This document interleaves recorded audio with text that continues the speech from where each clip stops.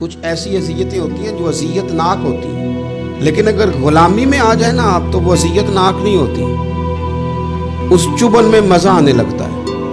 کئی درد بھی مزیدار ہوتے ہیں، کئی درد بھی کبھی زخم ٹھیک ہونے پہ آ جائے نا تو اسے چھیڑو تو مزہ آتا ہے، اس لیے کہ کچھ درد بھی مزیدار ہوتے ہیں۔ آتش سے کسی نے کہا تو روتا بڑا ہے، اس نے کہا محبوب کی یاد میں تڑپتا ہوں، ابھی تو ایک دل ہے، میرے تو خواہش تھی کبھی دو ہوتے نا تو صحیح کر کے تڑپتا۔ رب نے دل ایک بنایا، کہتا وہ مزہ دیا ہے تڑپ نے کہ میری آرزو ہے یا رب میرے دونوں پہلوؤں میں دل بے قرار ہوتا۔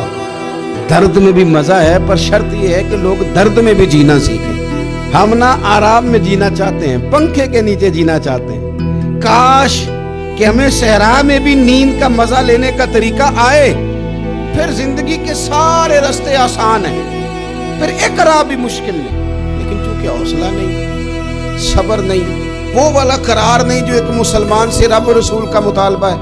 حدیبیہ کے موقع پہ نا نبی پاک صلی اللہ علیہ وسلم نے جو شرطیں کافروں کے ساتھ طے کی تھی نا، حضور نے نور بصیرت سے کی تھی نا، تو انہی شرطوں نے پھر فتح کے باب کھول دی۔ ان فتحنا لک فتحا مبینا۔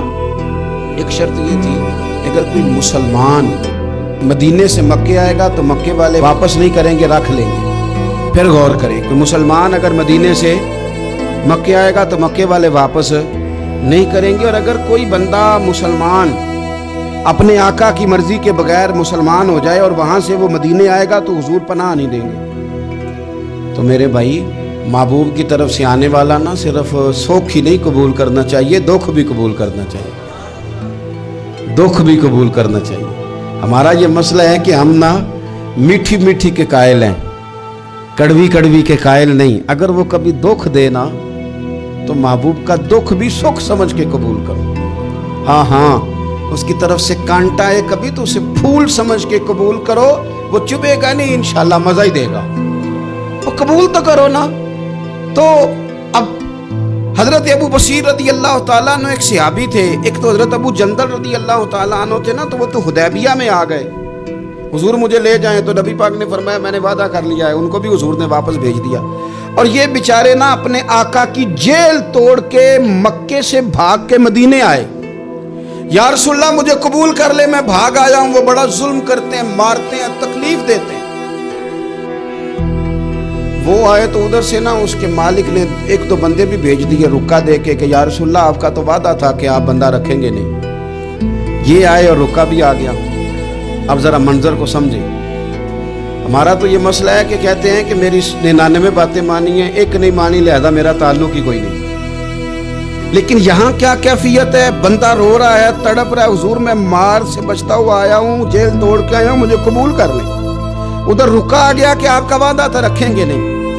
اب یہ کتنا مشکل مسئلہ ہے، لیکن رسول پاک علیہ الصلوۃ والسلام نے فرمایا ابو بصیر میں نے وعدہ کیا یار تجھے واپس جانا پڑے گا۔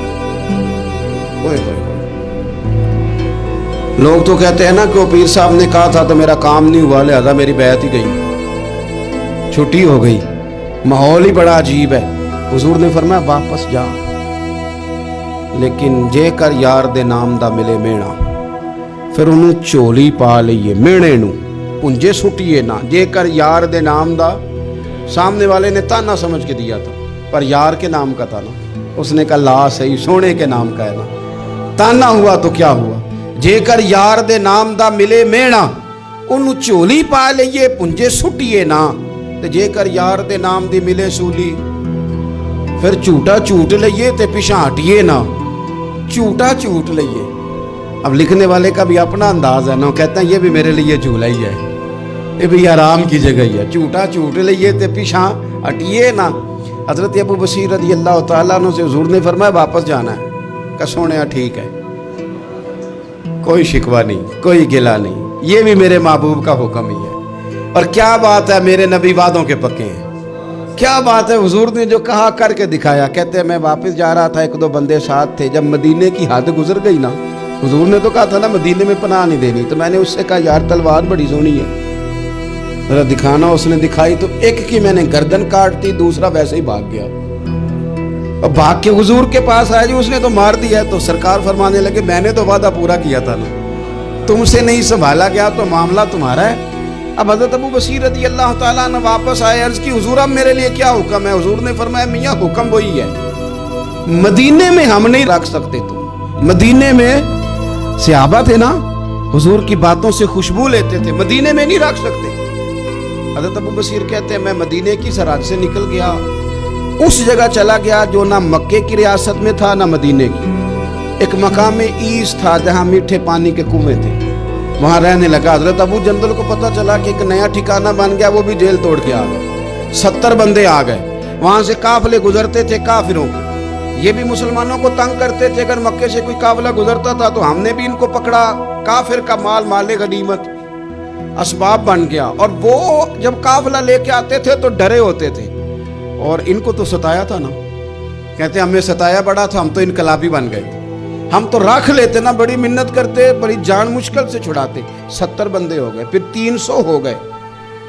تب وہ بشیر کہتے ہیں دنیا مدینے جاتی تھی لیکن ہم تڑپتے تھے، ہم تڑپتے تھے، روت لنگ گئی پھر باہر آ دی، چٹھیاں مدینے آئیاں نہیں، ہم تڑپتے تھے کہ یار کوئی موقع ملے، روز رات کو روتے تڑپتے۔ 300 انقلابیوں کا جتھا صبر سے بیٹھا ہے مدینے کی سرحد پہ، اندر آنے کی اجازت نہیں، پر غلامی میں روز اضافہ ہو رہا۔ صبر دیکھو، غلامی میں روز اضافہ ہوتا ہے۔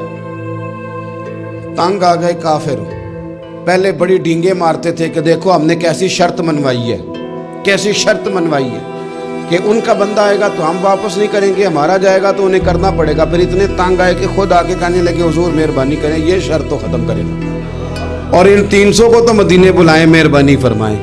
حضور بڑے خوش ہوئے، آج غلاموں کے نام پیغام لکھا، غلاموں کے نام پیغام لکھا، چٹھی لکھی حضور نے۔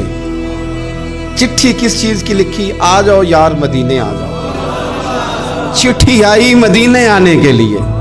حضرت ابو بصیر کے نام چٹھی گئی، آ جا یار مدینے، آ جا تیرے نام پیغام سب لائی ہے سرکار نبی سے، اور آیا ہے بلاوا مجھے دربار نبی سے۔ پیغام آیا۔ حضرت ابو بصیر اتنے بیمار تھے کہ نزع کا عالم تھا، لیکن اس عالم میں بھی انتظار تھا۔ اس آخری ویلے اکھیاں میریاں رات تکنائے تیرا، تیرا تے سجنا کچھ بھی نہیں جانا، جے پا جاویں ایک پھیرا